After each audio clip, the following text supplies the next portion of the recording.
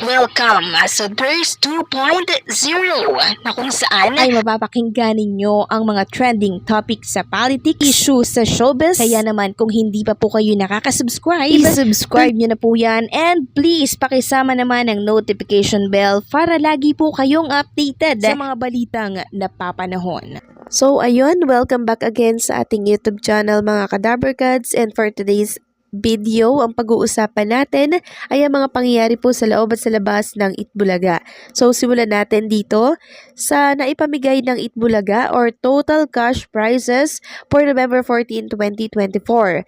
215,000 pesos, 30,000 pesos para po sa therapy, 15,000 pesos naman para sa OBB Challenge, at 90,000 pesos para sa sugod bahay, at 65,000 pesos naman para sa Gimme 5, at total of 15,000 pesos naman para sa bawal judgmental ka ba. Overall po, 215,000 pesos. Samantalang kanina naman po mga Kadaberkads, trending po itong si Maine Mendoza sa X. Trending siya nationwide, and nang i-check ko nga po kung bakit siya ay trending, ito pala ay dahil sa nangyari po dyan sa therapy kanina.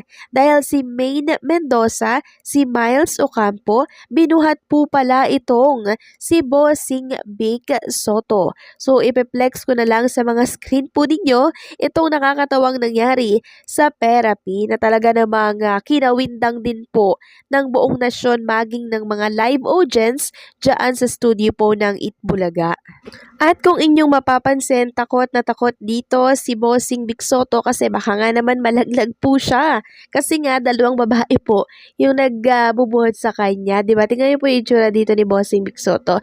Grabe tawang-tawa dito yung mga netizen, yung mga Daberkads na nanonood po kanina. Grabe talaga. Talagang riot kung riot, lalo na po pag nagkakasama itong si Miles and si Maine Mendoza, no? Talagang grabe sila magpatawa. Pinasasakit po nila yung tiyan ng mga manonood. So, ito po yung gustong-gusto ng mga Daberkads natin, mga televiewers, di ba? Yung instant na pagpapatawa po ng mga comedian natin dito sa Itbulaga. Diba? Talagang sila ay comedian. So, kanina, meron pong sumagot sa ating update tungkol doon sa mas marami po ang online viewers ng TV5 kumpara po dito sa TVJ na YouTube channel.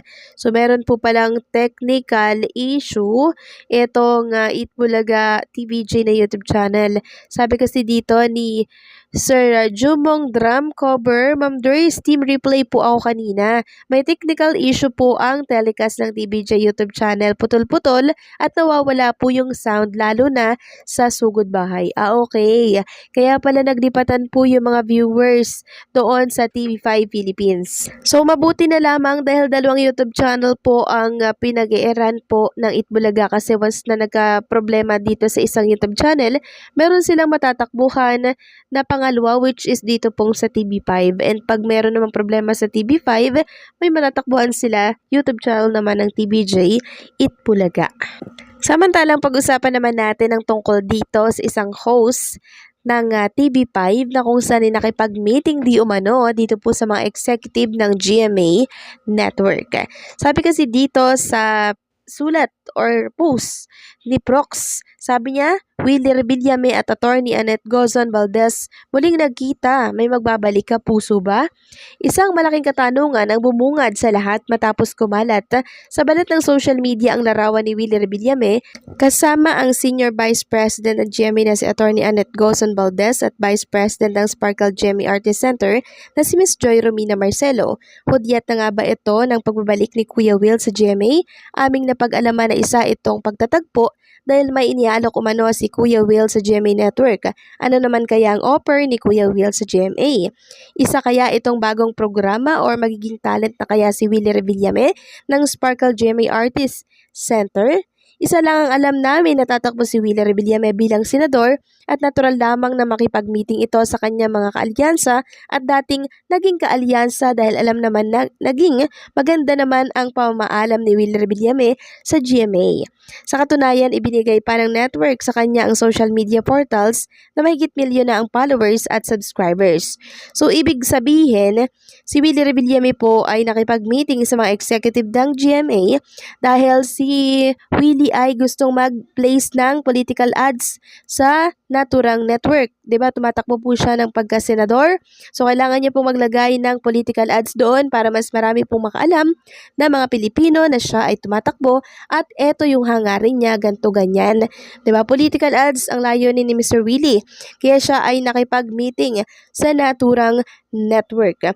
Sabi pa dito, kung puso at prinsipyo ang pag-uusapan, lahat niyan ay taglay ni Willie Revillame bilang tao at profesyon or professional na producer ng programa. Minsan lamang ay umiinit kagad ang kanyang ulo dahil siya lamang ay passionate sa kanyang ginagawa para mapaganda ang programa. At dito po, binanatan ang Tito Vic and Joey. Sabi ni Prox, hindi siya gaya ng iba na idedemanda pa ang producer at network na pinanggalingan, kaya naman tsak na di na sila makakaapa kailanman sa GMA. Hindi naman po talaga yayapak ang TBJ or babalik na sa naturang network dahil once na umalis na sila, hindi na po yan sila babalik.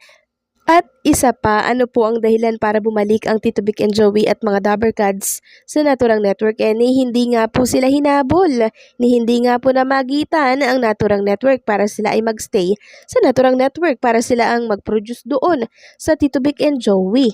So anong nangyari, 'di ba? Maging ang network hindi naman interesado sa Tito Vic and Joey. So bakit babalik pa?